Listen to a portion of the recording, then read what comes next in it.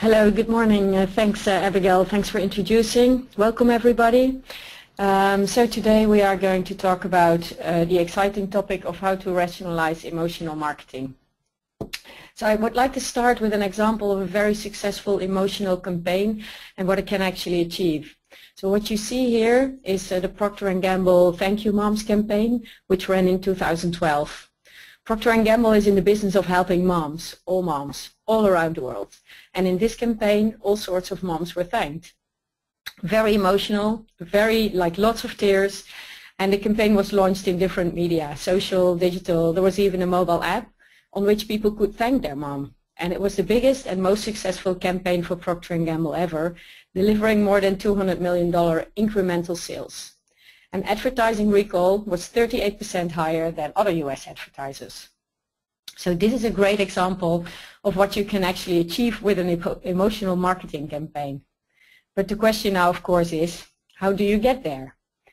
Well, this is an example of what's not going to get you there. So as we all know, the paradigm of sitting on your couch, watching TV, being forced to watch ads may not be the most effective way of actually connecting with your audience. So old ways of communication may not be as dependable anymore, because these days you probably are maybe sitting on the same couch, but now it's with a phone, it's with a laptop and a remote control and more.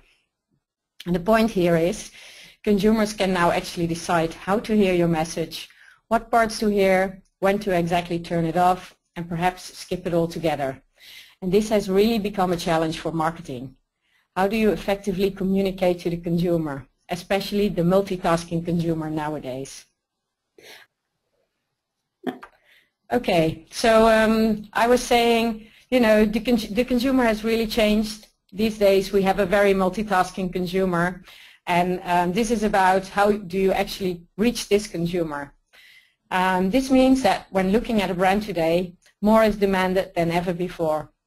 Previously, it was fine to have a product that just worked and that had some interesting marketing around it. In today's world, the functionality of a product is often considered table stakes. It's really necessary to have in there in order to even be in the consumer's consideration set. A consumer would not even consider buying a specific product if these functionalities are not in there. On the other hand, the emotional component is what actually can distinguish a brand from another one. So this is the layer that you can add to the functional piece in order to really differentiate yourself from competition. So at SKIM, we believe that it is important to have both the functional and the emotional piece together. So when you're a functional category, so maybe say toilet paper, we believe it's very important to add an emotional story about your brand. On the other hand, for very emotional categories, well, for example, beer, it's also good to think about functional elements, because these functional elements can actually help you strengthening your brand. So we do believe that it's very important to have both the functional and the emotional aspect present. And with that, I will pass on to my colleague, Scott. All right, thanks, Minnie. One of the things that I think as market researchers we kind of are challenged with is we always want to rationalize things, to try to bring it down to something that we can make tangible. But one of our favorite quotes is, you know, marketing is emotional storytelling. It's not logical explanations. And I think that's something that we always need to keep in the back of our minds. You know, marketing, a lot of it is about creativity and creating those emotional connections. As market researchers, we want to try to rationalize that and bring it down. But we need to kind of step back a little bit and keep this type of quote, this type of thing in mind. But so how do we do that? One of the things that, you know, as a brand, when we start thinking of what type of emotions we want to evoke through our marketing communications, the starting point of where we really want to look at this is the fact that brand perceptions do affect what emotions can be leveraged. It's just kind of something that it's there and it needs to be recognized. So just to kind of give some real-world examples of this, Axe, or here in the UK, Lynx, you know, it's a brand that is built around and has centered a lot of its communications on helping guys, and now actually women as well, feel sexy, feel desired. It's something where if, you know, I as a male consumer see this interesting looking man spraying Axe or Lynx onto his product, I know that, you know what, this is going to make this guy feel sexy. He is going to be, even with his, you know, hair all over, have a little bit of a belly, he will still be able to get all these women in bikinis running after him. So focusing on something of the sexiness, the desiredness, confidence for this brand, it makes sense. So the brand perceptions are there that they are able to communicate around this. However, if you look at an ad like this, you know, this Dare to Wear campaign, I showed this ad around to a bunch of people here in the office and asked them what brand they thought this was for, and not a single one of them could pick out Kellogg's. And the reason is because the brand perception isn't necessarily around feeling sexy or feeling desired, which is what they're now trying to get to. So they're thinking a little bit outside the box, but this might be one step a little bit too far for them at the moment. You know, it's something that as a cereal brand, oftentimes thinking about the confidence and feeling sexy in this red dress, it doesn't necessarily compute for the current brand perceptions. So to help kind of make this a little bit more tangible, as I said we like to do, I'm going to share with you some results that we have from a case study that we ran here with the iced tea category. Actually, this was run in the US. But what we're looking at here is a MDS map, or multidimensional scaling. Essentially, the way to read this is that the emotions which you see here, the ones that are closer together, are more connected or more associated in the minds of consumers. So emotions that are closer together, people tend to think are fairly similar, in particular for the iced tea category. And what this can provide for you as a brand, so say you're in the iced tea category, what this could provide is it gives an idea on which emotions are relevant. So if you look in the middle, you see something like feeling encouraged or feeling calm. Those ones are very well connected. So that means if you can cover one of those, or if you communicate around one of those, you can probably cover the other one with those same types of communications. But as I said, the brand perception is really what can be the starting point for this. So we wanted to look at a few different iced tea brands, which you see on the left here, to see where they are in the minds of consumers.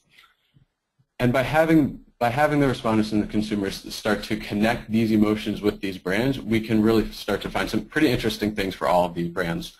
The main things in particular that you see is if you look at sort of the middle bottom, you see one grouping of brands here, so Arizona, Nestea, Pure Leaf. What this means is that when consumers think about iced tea brands, they tend to group these ones together based on emotional responses of feeling proud, satisfied. You also start to see this other grouping a little bit off to the right of there, Snapple, Tea's Tea, Gold's Peak, a little bit up to the right, Lipton.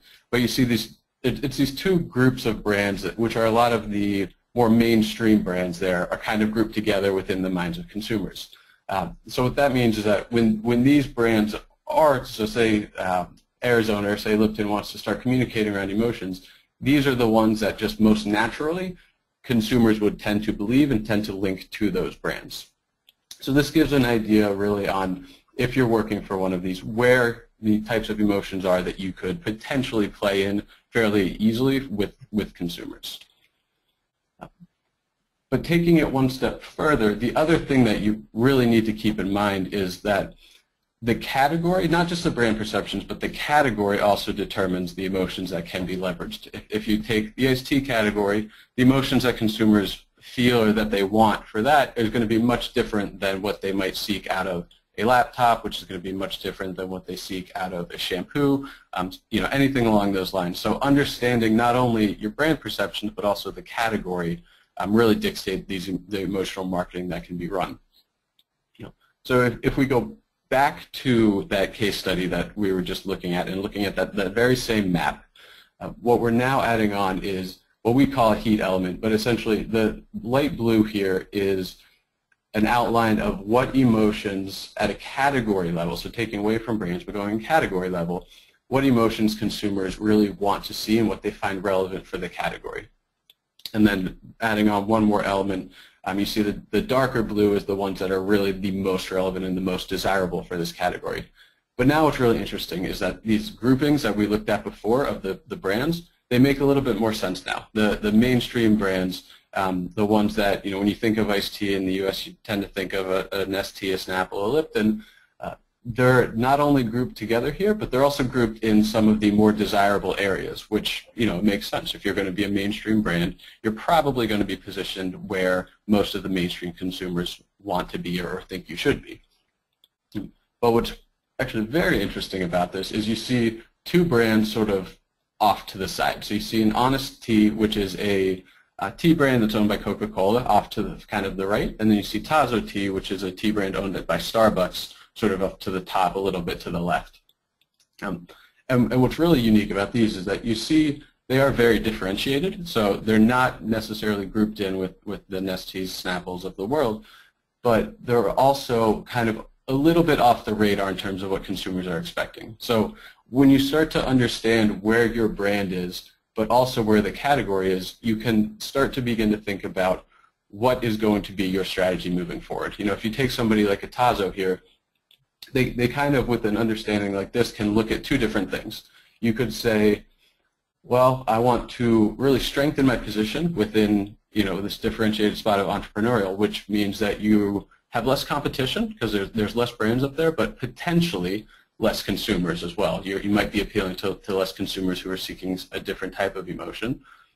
Or you have the strategy of, all right, well, I really want to go mainstream, so maybe you start communicating around feeling premium or evoking feelings of satisfaction and love, and start trying to move more into that middle, the dark blue, where you might be going after more consumers and appealing to them, but at the same time, you run the risk of potentially running into more competition.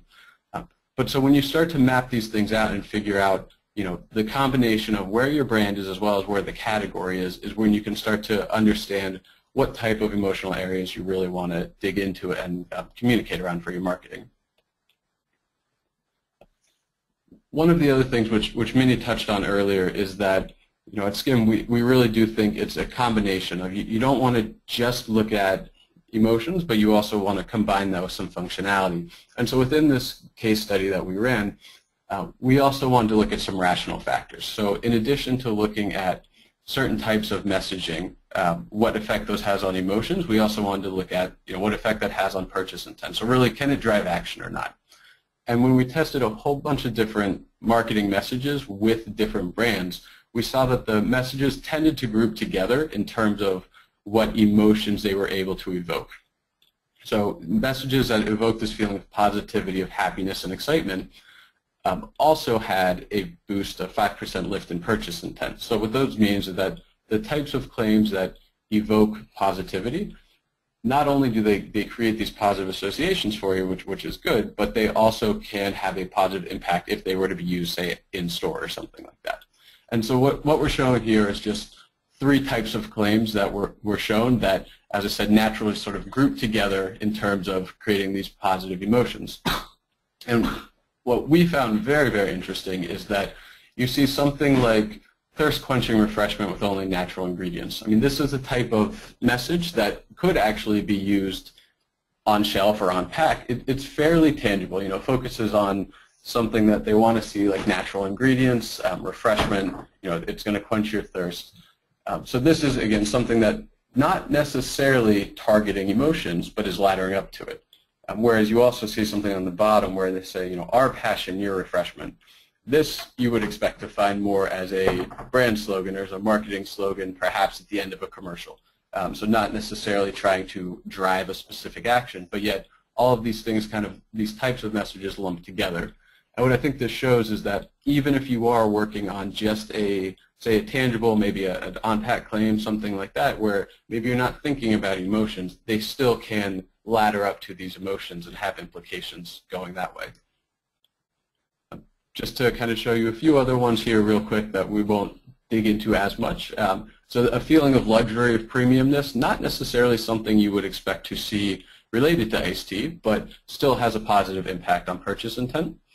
A feeling of hopefulness, getting them excited and invigorated for their day. A little bit flatter, but still there. And then perhaps not surprisingly, claims that create this feeling of doubt, of pessimism, actually do have a decrease in purchase intent. And to also just kind of dig into these a little bit more, the same trend that we highlighted earlier in terms of even rational, tangible messages. Obviously, you see something here of 100 calories never felt so good.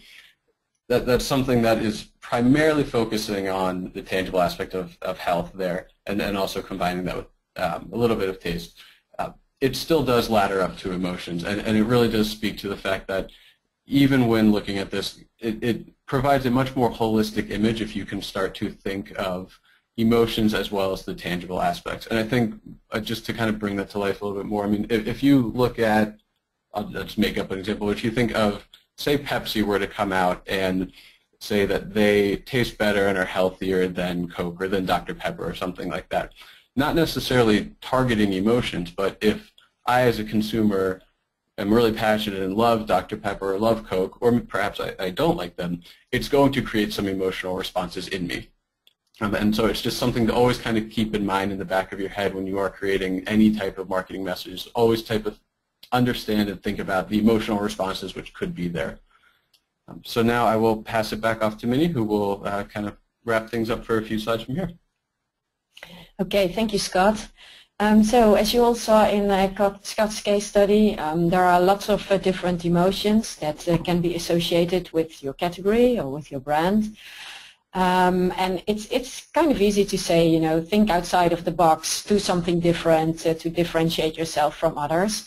But if you really want to think outside of the box, what Scott made clear, it's important to understand first where you are now and where you are not. So you have to look inside, and then you can explore further what you and your brand can do in terms of emotions. So here you see an example of the headphones category, which is predominantly occupied by sound quality. But new brands like Beats can actually come in and create a positioning around elements such as style, which are elements that are usually not associated with this category. So maybe it's good to know that Beats actually had a very functional start. DJs considered the sound quality of traditional headphones to be rather bad, and Beats wanted to launch a product with high sound quality. And their opinion was that traditional earplugs could not deliver this high quality, so they wanted to launch headphones the way you see them here in the example. But in their entire positioning and in their brand story, they're not really talking about this quality. They're only talking about style and about the sexiness of the headphones, and this is actually their unique identifier. This is what makes them different from the other brands right now. You know, you can feel sexy and stylish when you are wearing these headphones. So this is an example how new brands can actually have the opportunity to create this kind of positioning by thinking outside of the box. So even existing brands can change their positioning if they're willing to think more outside of the box and think from a more emotional component. If we look at the kind of overdone car category where each ad, well, at least a few years ago, seemed very similar to another, then you see, for example, that Volvo was able to shift from talking just about safety to talking about stylishness, and thereby was actually able to successfully differentiate itself from the majority of other car brands. So first we talked about thinking outside of the box and thinking about emotions that could work for your brand. But second, it's also, as Scott pointed out in his case study, it's really relevant to understand how emotions can actually drive action. Because clearly there is a lot of emotion out there, and it's very necessary to identify which emotions are going to give you a positive result in terms of purchase behavior. And this is one of the key takeaways that comes out of the type of work that we showed in the case study. I think it's also important to talk about the few challenges that you have to take into account when dealing with these kind of methods. These are typical challenges that you will often see in emotional market research, but it's important to not forget them. So first, we are really asking consumers to rationalize emotions, and everybody expresses them him or herself in a different way, and you see that also with the exact same emotion, they might verbalize or rationalize it in a different way. And the second one, yeah, it does not measure unconscious responses such as neuroscience or facial recognition. But then on the positive side, this is a relatively quick and cheap option to understand the role that emotions can play towards your brand and how these emotions can influence purchase behavior. So finally, there is one thing that we really would like you to remember from this presentation. So as we started, yeah, more than ever is demanded from brands, and we would like to stress that it's really important to bridge the emotional with the rational in order to meet success and to impact the decision behavior of your consumers. So with that, we are happy to conclude the webinar, and we look forward to receiving any questions. Fantastic. Thank you, Minnie. Thank you, Scott. We have some time now for questions. If we don't get to your question, please still put it in. We can get back to you by email. But the first question I see that came in is, what if I guess my brand is a mainstream commodity like light bulbs, toothpaste, a tub of butter, and it's very functional in that sense. How can I even get my consumers to think emotionally about it? Sure. So I'll take this one. And, you know, I think with especially commodity ones, like they said, I think it was a light bulb or a toothpaste, what becomes difficult is that they become almost substitutable sometimes, where you can start to think if you're focusing just on functionality, then what is necessarily the reason to pick one or the other? Perhaps it just comes to price, at which it kind of becomes a zero-sum game where it just, you know, whoever's cheaper, I'll buy. But this is actually a pretty good opportunity then to kind of start to stand out, and how you do stand out then is oftentimes through these, you know, emotional differentiators. If you think, I'm American, so Mr. Clean, I think in the UK he's called Mr. Proper. They've done a very good job of personifying the brand, and so it's not just, you know, cleaning products, but you have the guy there with the big muscles and the bald head, and they've created a person out of an emotional connection that you have there. And I think that's where, especially for some of these perhaps commoditized categories, that's where they actually really can stand apart, is creating that emotional connection and trying to move consumers past the functionality so that they start to connect more with the brand itself than with the functionality of the product. Yeah, indeed. Oh, I hope that answers your question. If you want to know more about this, let us know. I'm going to move on to the next question. I think we have time for one more. Should new brands go straight to emotional marketing? Is the question.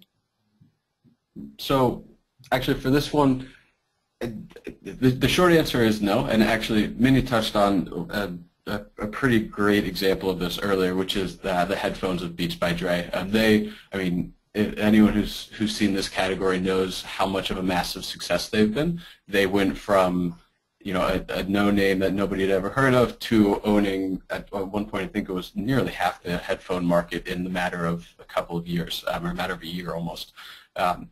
And as Minnie touched on, you know, now the screenshot that we showed was actually from their very first advertising, the commercial that they ever ran.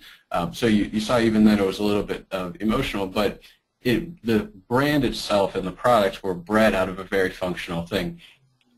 It really came to, they thought there was a degradation of the audio quality of, particularly of Apple's earbuds and the white earbuds that you saw there that everyone kind of used with their iPods. And so they said, you know what, functionally we can make a product better. And they really started to come out as a premium product with better sound quality. But then where they sort of stepped above and beyond everything is they got the functionality first. As Minnie said, you know, functionality is almost a table stakes to the game, so it's what you need to be able to play, essentially. And they had a quote of, once they had the product right, they wanted to market it as, I think it was, you know, the same way you would market Guns N' Roses and Tupac or something along those lines. But, you know, these were marketing guys who really knew how to market a brand, and in this case a band, but they took the same type of strategy and applied it to a product now. And so they stepped from the functionality, and once they had that functionality right, then they stepped to the emotional. But it becomes very risky to just go right to the emotional without getting the functional first, because it becomes a lot harder for people to create those connections if they don't necessarily believe that the product functionality is there.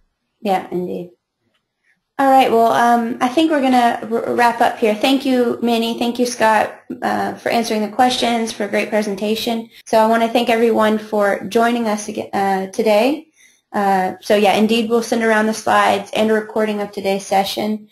Please feel free to share it, and also visit skimgroup.com/webinars to sign up for updates on our monthly webinars. We'll be releasing soon registration for our February session, and that's going to be Mike Mabey and Alex Zhu from our healthcare team, who will be presenting on how the pharma industry can overcome the challenges of biosimilars and help your brand develop counter biosimilar messaging strategies. So that's really for our healthcare industry, pharma industry, but everyone is welcome. So again, visit skimgroup.com/webinars for updates on this. If you have any further questions, please feel free to reach out to Scott or Minnie, or reach out to us on social media or via the website. You can see the links there. I want to say thank you once again on behalf of Scott, Minnie, and myself, and we look forward to hearing from you soon. Have a great day. Bye.